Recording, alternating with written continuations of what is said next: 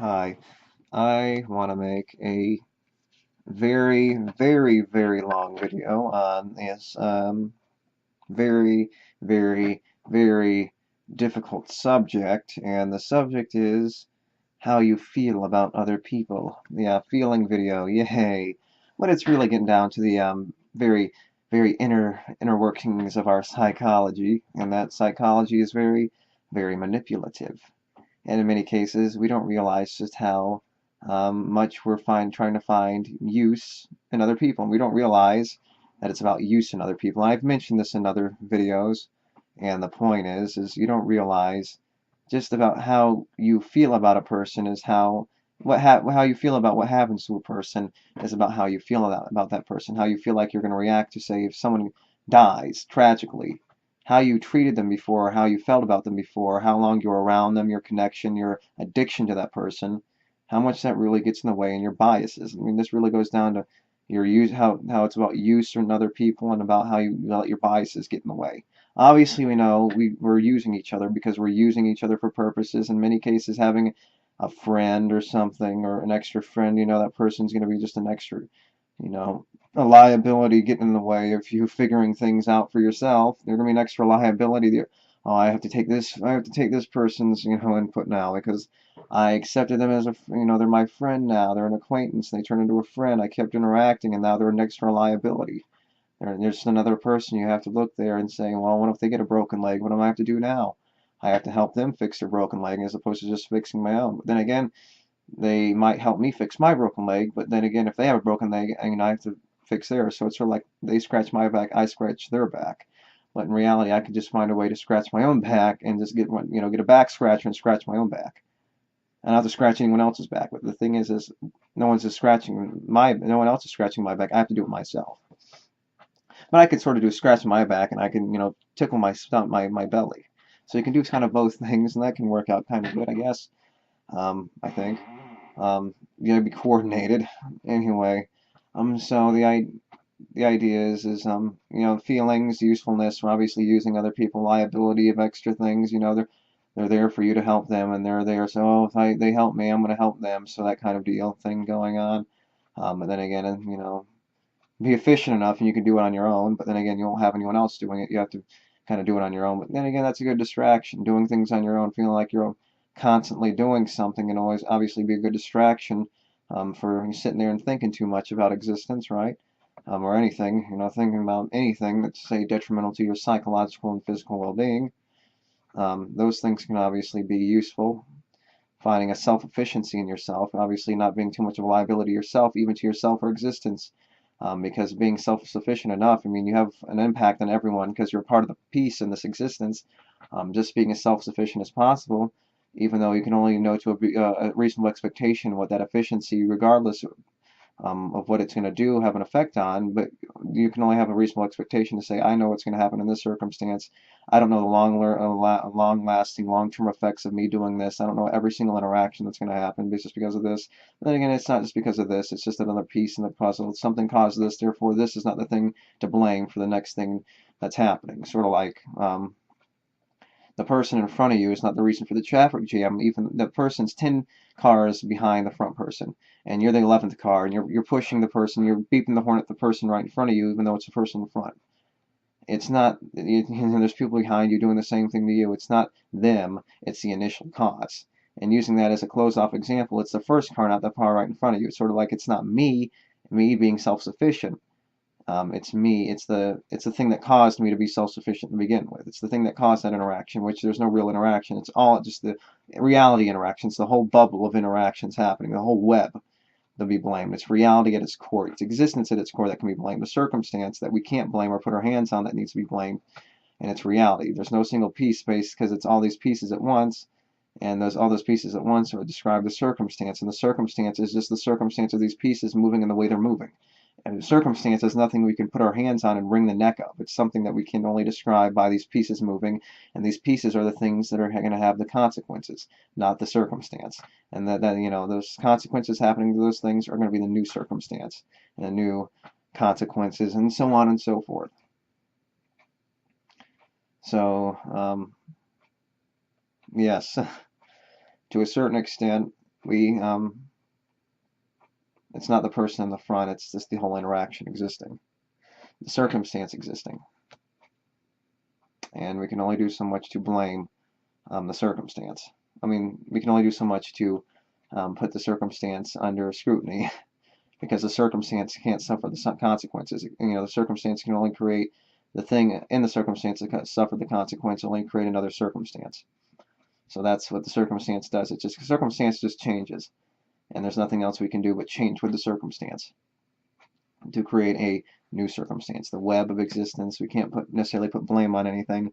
Sort of like we can, because it's something has to take the blame, and it's the thing that we're going to say intentionally caused the crime. So there's intention, and that's a distinction practically that we can make, is this person did it with a well intention, therefore they're going to be committed of the crime, as opposed to just say a circumstance. But say the circumstance that created that intention was caused by something completely beyond their control, which everything is. They're still going to suffer the consequences because they are the thing that the circumstance used as a vessel, the reality used as a vessel that causes certain action to happen. And that's the reality. There's nothing we can do about the reality except live the reality and suffer the consequences for reality to happen a certain way. We're, basically all we are is reality's bitch. We just get slapped around and we can't do anything. We got no arms or no legs, no head. We're just going to be slapped around as a disembodied mind thinking, and the thinking is caused by the slaps causing. We're just thinking of every slap that's caused, and it's caused by those slaps because, causal, even outside of, even hypothetically speaking, you can't think beyond the way reality works. You can think, but it's all these things like time travel that don't exist is just built up on a bunch of contrivances. You can't think about reality not existing based on cause and effect, because all you can think of is this happens because of this happens. You can say this happens and this happens, but it's based on the same causal thing. Your thought process is thinking about that stuff is caused by a thing. So you can't think about things happening without cause and effect. This happens because this happens. And it can't work any other way. You can't think beyond that. You can say this happens and all of a sudden think of a different thought. But that different thought was based on you thinking something different. And that thought caused this thought. Therefore, it's cause and effect. You can't think practically, physically speaking, and your thoughts, psychologically speaking, or physically, if you want to be more precise, can't be described any other way. You can only think about things being caused by other things. You can't think of reality any other way. Even though you can think that, obviously I can't think of reality any other way. Just because you can think about that and recognize it doesn't mean you can think past it. I recognize it now, and I'm going to try to think that I can think past that. You can't think past it because that's exactly the way reality works. It can't exist any other way. There's no other world, the way that things are existing. There's no other dimension where things are happening but not happening, not happening at the same time, other than your head and describing it. It's just words. Really, you're not thinking that. You're just saying something that doesn't make any sense. I mean, that's all you're doing. There's nothing more to this existence than the simple processes of thought that you're existing. I mean, you only have your psychology, but I mean, your psychology, you can think it's not real. It's hallucination, but the hallucination still exists. And along those same lines.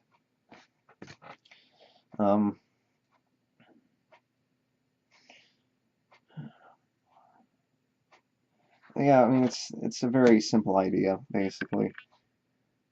But back to the basic idea, if I didn't get completely off track. But that's another digression that's important. I mean, all these things are important. They all come together in one.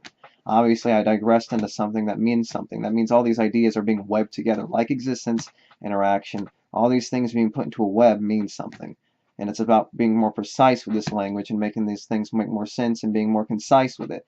And I'm going over the same processes, building off of the previous things I've mentioned in other videos, and putting them all in one, and making more assumptions, more precisely describing and using my language to describe these situations, and describing them all in one and adding them all into a web and making the web smaller and smaller and smaller, and making things more efficient. So I can just hand you a little chip and you can just stick it in your pocket. It has all the information on it. It's all you can fit on your 4x4 inch old school monitor. It's very simple. You can just read A, B, C, D, E, F, G. Each letter of the alphabet describes a situation, and that's exactly what's happening. I can describe it that way. It's easy. It's just getting more and more concise with the language, and more concise with these ideas. But besides the point, it's back to the main thing before I make this video too long.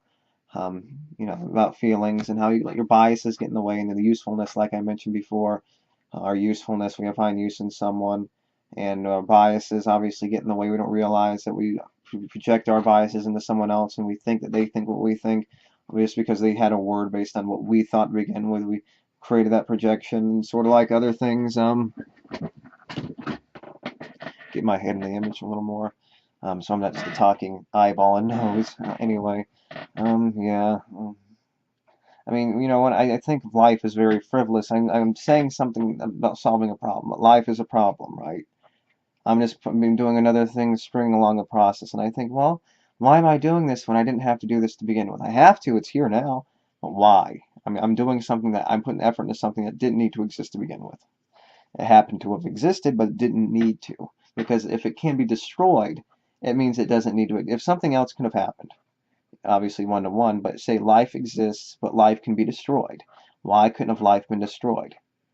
Instead of me having to deal with the problems that life is still existing, right? So I'm doing something, and I think, why do it? Sort of like letting the perfect get in the way of the okay.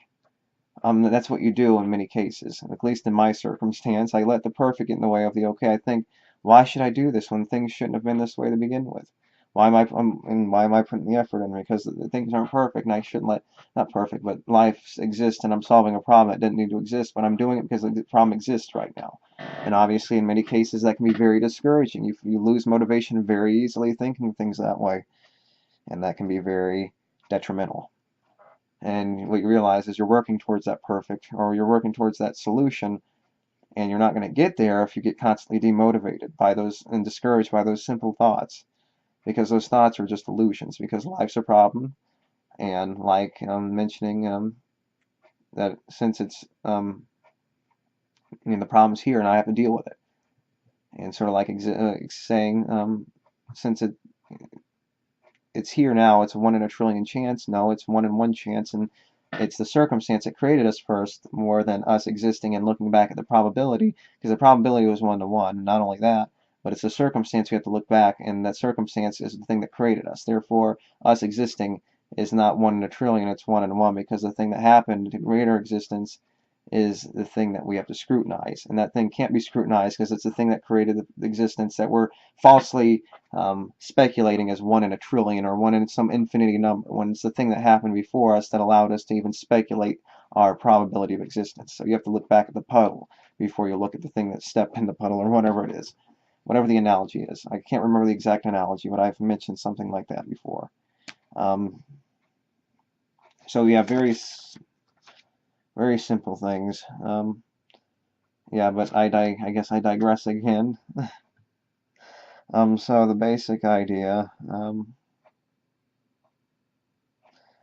yeah, so the basic idea is not letting your feelings get in the way, not letting your biases get in the way, realizing that you're using someone, but using that recognition to create a better relationship, a more efficient relationship with someone else. And how, in many cases, to finally get to the main point of this, the point that I at least wrote down about this video, is that you need to when you say you feel jealous about someone, all of a sudden that jealousy makes you hate that person. But logically, you can think, that's just me, that's my projection. I can still care about that person and be, say, sad when they die if I was jealous of them. I can still feel sorry that they died, that something tragic happened. Logically, that's the case. But logically, crying is not the case to deal with that problem. But the thing is logically, that's where logic and these problems intertwine. Logic is something we can't necessarily figure out entirely. We can say this is what we're going to do, but we can't.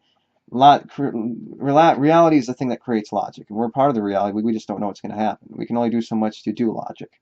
And when we say we react viscerally to something, we can only do so much to logically control that visceral reaction.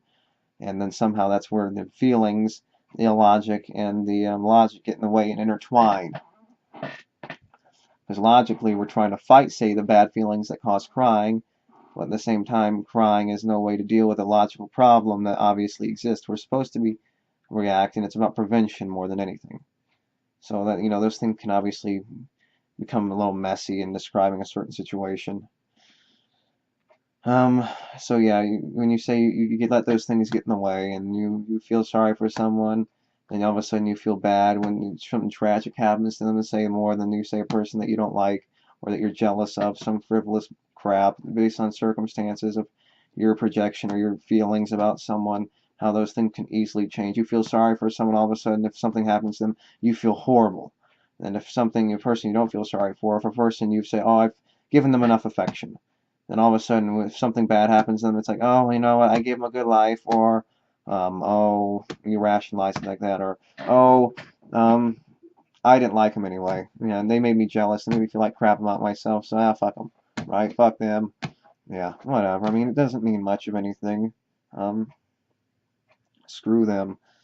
Um, I mean, it's just our silly projections. In reality, we can recognize that all these people mean something, and the crying and reacting doesn't mean anything. It's about, if anything, that's going to make it worse, but it could make something better, but logic controls that. We can only know so much about the logic of existence moving forward, but logically we can use to our practical effect. The reality creates logic, and we can only know the practical reality so much. Like, we can't read time. That would be logical. That's the thing that creates logic, is the forward progression of time. We can only do so much to recognize that. Moving forward. But we have to lose our logical brains to logically know as far as we can know, but using these brains that create logic, that are part of the logic that created us, and using those to project as much reality as much into the future. And that future is prevention, realizing that it's about preventing pain, and it's about controlling this experiment more than necessarily recognizing existence. But recognizing existence outside of this experiment and these feelings is the way that we're going to find a way to just control this experiment. And that's the way we're going to find a way to tame this experiment. And it takes recognizing something outside of this experiment, something out living, or interacting with something beyond the idea of something like our living being, and looking at that and looking outward and then using that to come back inward, because that's what logic is trying to really fundamentally control, is this thing. Because without this thing, logic wouldn't, it would still exist, it just wouldn't exist in trying to control this functional experiment that's now part of reality, because it's by its very definition part of reality now, and it can only be part of reality once it's part of reality. All of a sudden our logic is now part of the reality that was caused by the thing that caused our existence to begin with. So all this stuff means something in the end. So yeah, I mean, I don't know what points I was going to make really, but yeah. So, you just let those frivolous things get in the way, and all of a sudden that changes how you feel about someone. I mean, really, that's the basic idea.